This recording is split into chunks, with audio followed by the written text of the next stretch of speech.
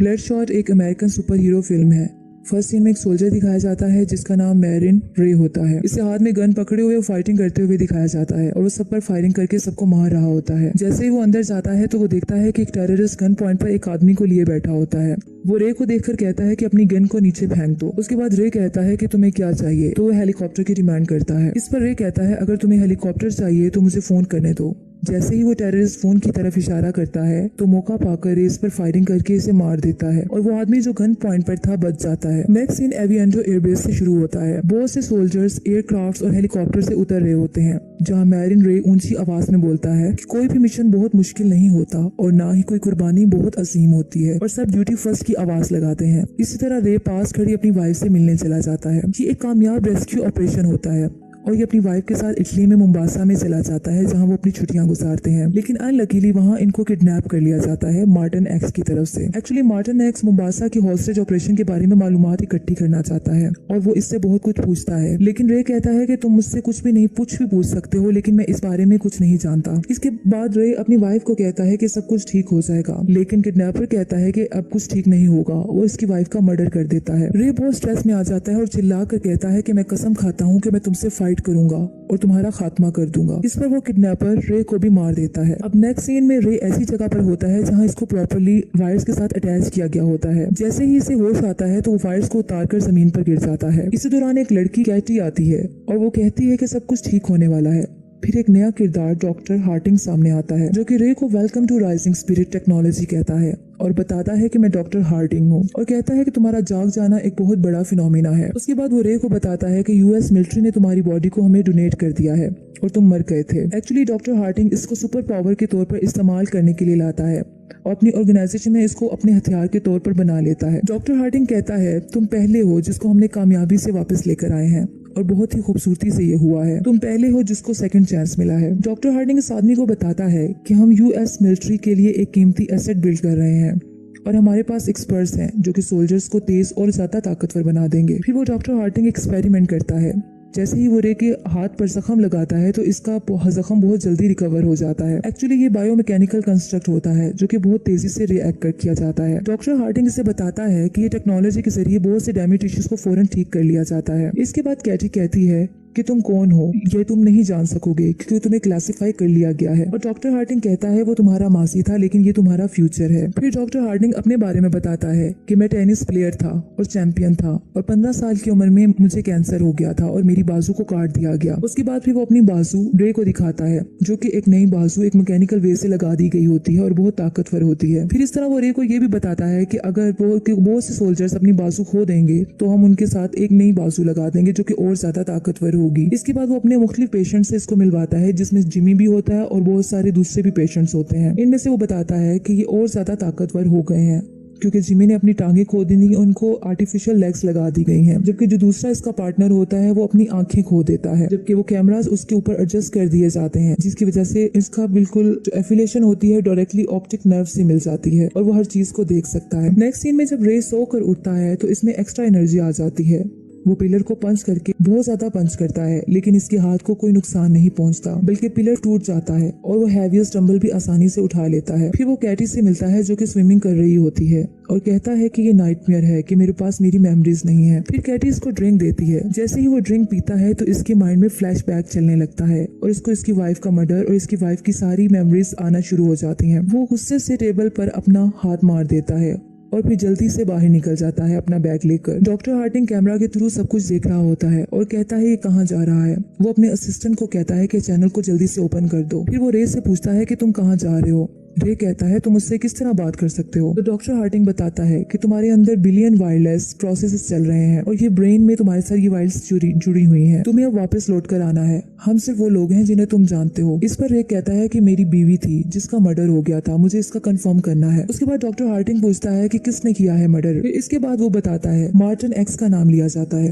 Doctor हार्टिंग कहता है कि तुम्हें वापस आने का कहता हूँ क्योंकि तुम एक $multi-million प्रोडक्ट हो। लेकिन रे इसकी बात नहीं सुनता और पायलट की सीट पर बैठ के जहाज पे निकल जाता है। अब जिस लोकेशन को आइडेंटिफाई किया गया होता है वो कोलालमपुर की होती है जो बुदापेस्ट होती है। अब एक जगह दिखाई जाती है जहाँ मार्टिन एक्स को गाड़ियों में ले जाया जा रहा होता है। जब वो टनल से गुजरते हैं तो वहाँ की लाइट्स ऑफ हो जाती हैं और अचानक से एक ट्रक आकर वहाँ टकरा जाता है। अभी मार्टिन एक्स गाड़ी में बैठा होता है और पास बैठे दो आदमियों को कहता है कि मुझे बाहर जाने दो। इसी तरह वहाँ रे पहुंच जाता है और बहुत सारे लोगों से फायरिंग शुरू कर देता है। मार्टिन चिल्लाता है कि मुझे इस कार से बाहर निकालो। रे पर फायरिंग की जाती है लेकिन इस पर किसी चीज का कोई असर नहीं होता क्योंकि इसे सुपर ह्यूमन पावर बना दिया गया होता है। इसका सारा जमीन पर गिरा हुआ खून इसके अंदर चला जाता है और जल्दी इसकी रिकवरी हो जाती है। दूसरी तरफ आम बॉडीगार्ड्स और सब उस पे बॉम्ब से और गन से अटैक करते हैं लेकिन रे का कुछ नहीं बिगड़ता। आखिर वो मार्टिन एक्स की गाड़ी की तरफ बढ़ता है और इसका मर्डर कर देता है। अगले सीन में ट्रकोल एयरफील्ड को दिखाया जाता है जहां रे अपनी जीप में वहां जाकर पहुंच जाता है। वहां साइंटिस्ट के पेशेंट जिमी, मार्कस एंड केटी उसका वेट कर रहे होते हैं और उसको दोबारा लेबोरेटरी में वापस लाया जाता है।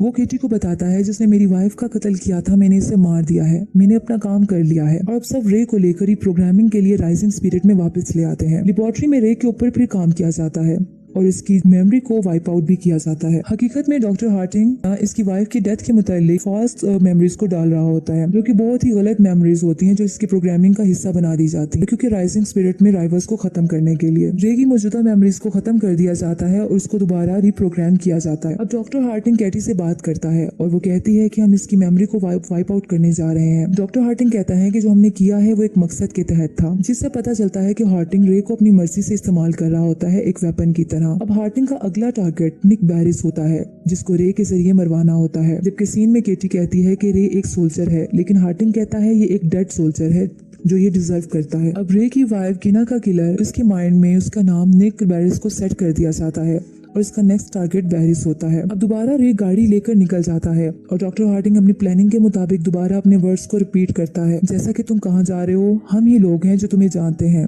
फिर पूछा जाता है तुम किसके पीछे जा रहे हो, लेकिन इस बार बताया जाता है कि निक बैरिस के पीछे जा रहा हूँ। अब रे एयरक्राफ्ट के जरिए ईस्ट सुसेक्स इंग्लैंड में पहुंच जाता है जहाँ बैरिस होता है। बैरिस अपने ऑफिस में काम कर रहा होता है। इसी दौरान इसका प्रोग्रामर विल्किंस एक केस लेकर आता है जिसमें EMP बॉम्ब होता है। इस पर डॉक्टर हार्डिंग अपने कैमरा के थ्रू सब कुछ देख रहा होता है। ये सब पर अटैक करना शुरू कर देता है। थोड़ी देर में रे बैरिस के पास पहुंचता है और कहता है कि तुमने मेरी वाइफ का मर्डर किया है। इस पर बैरिस कहता है ये झूठ है जो तुम नहीं समझ रहे हो। रे जाने के लिए रे उसका मर्डर कर देता है और फिर बाहर चला जाता है और जाकर बेहोश हो जाता है। वो बेहोश हो जाता है तो उसको विल्किंस जो इसका प्रोग्रामर था बैरिस का, वो उसको अंदर ले जाता है। डॉक्टर हार्टिंग की लैब में सिग्नल लॉस्ट का साइन आता है। जब रे को दोबारा होश आता है तो वो विगन्स पर अटैक करने लगता है तो विगन्स कहता है कि मैं फ्रेंडली हूँ। अभी रे ये सोच रहा होता है कि हमेशा इसकी वाइफ का मर्डर हमेशा डिफरेंट पर्सन ही क्यों बन जाता है।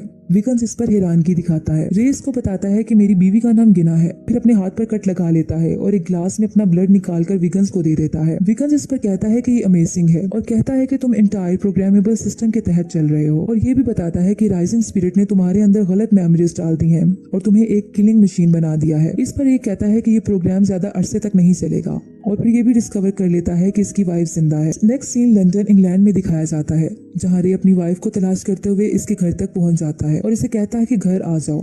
इस पर गिना कहती है कि तुम्हें क्या हुआ है, ये तो सब कुछ सेटल हो गया था, अब मेरी एक फैमिली है। रे पूछता है कि आखिरी बार हम कब मिले थे, जिस पर इसकी वाइफ बताती है कि 5 साल पहले।